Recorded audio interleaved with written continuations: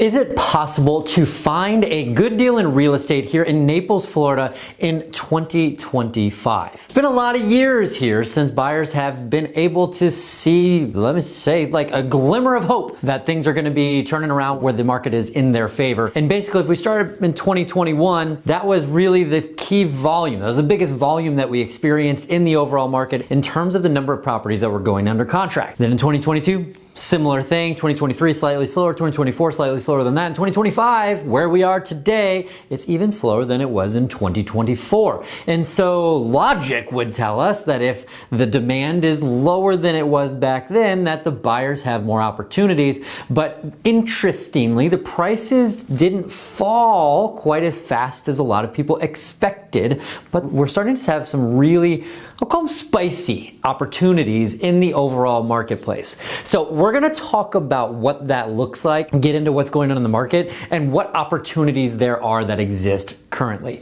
So when it comes to good deals, let's talk about this. 2022 was the height of our market here in Southwest Florida. And again, it's been cooling off ever since 2022, 3 years ago. So that was a long time. Interest rates went up. Insurance rates were quite a bit of a problem.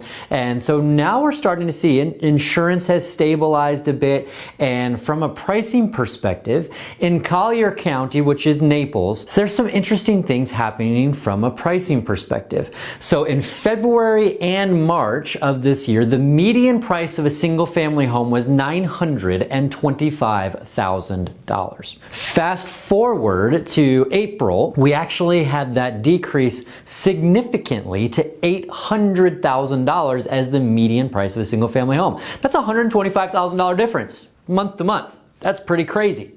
And that fluctuates, right? So we're going to understand at the end of this month with the new stat where that comes in. But to go from $925,000 to $800,000 tells us that the median price that's a big drop, and it tells us that there are opportunities that are starting to come out there. Now, that does not mean that all homes are $800,000. Naples has luxury homes in the hundreds of millions of dollars, all the way down to homes that are $400,000, $300,000. So depending on where you are, depends on how good of a bargain, how good of a deal that you can expect to get. I'm going to give you a couple of examples. So number one, we were with a client. They were looking at a property in Lely Resort, which is really a nice part of town. So in 2022, this particular home had sold to the current owners for $900,000. They have been on the market. They decided, for whatever reason, that they didn't want to own that home any longer. They put that home back on the market and actually did that late last year and did not sell. And they attempted to get around what they paid for it.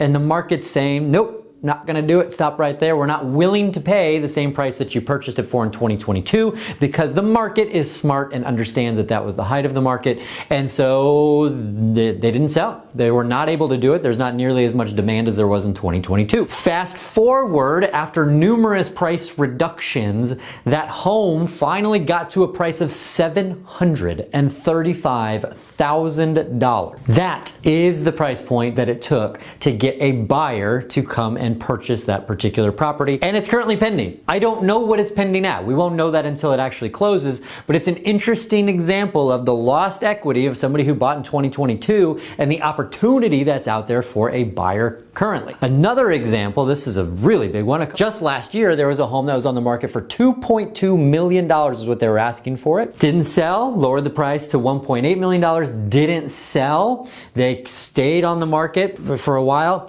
They took it off. They came back on the market at $1.7 million, still didn't sell, lowered it to $1.495, got an offer. That offer was extremely low. Seller didn't want to accept that, but they were going to counter something really low. And in that time, the owner had passed away. It's now as part of an estate. And so they got much more motivated as a seller. Fast forward, they take a $345,000 price reduction to $1.15 million. Immediately, as soon as that happened, 9 showings on that particular property and 5 offers. And so the moral of this story, and by the way, that did go over asking price. The moral of the story is that there are buyers who are out there. There's no question that buyers are out there, but they're seizing the opportunities as they exist. And when a new opportunity is presents itself, as a buyer, you still need to act quickly, because in that scenario, they literally, with those 9 showings, they cut off all other showings, even though they had a lot of other inquiries, and one of those people won that house. That's just the way that that works. So there are glimmers of that happen in this marketplace, but you have to be ready to seize the opportunity when it comes up. And so the moral of the story is that with the current market conditions, the bargains are out there. We just have to know what to look for.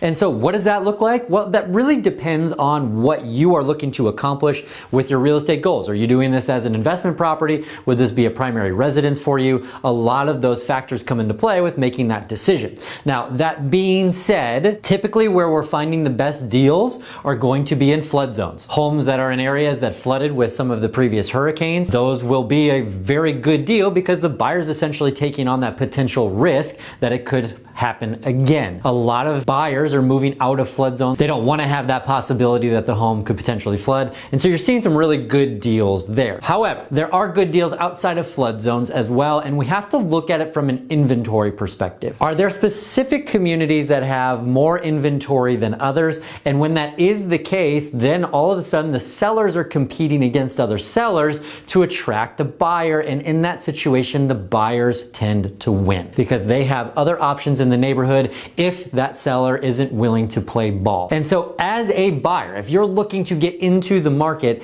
the opportunity again is getting pretty spicy, but you need to know what to look for, and you also need to have somebody on your side who understands how to navigate the market and get you the best deal on the property that you can possibly get. And that being the case, me and my team would be honored to be able to have that conversation with you to see if that's a possibility if you're looking to get into the market. All of our information is in the description below.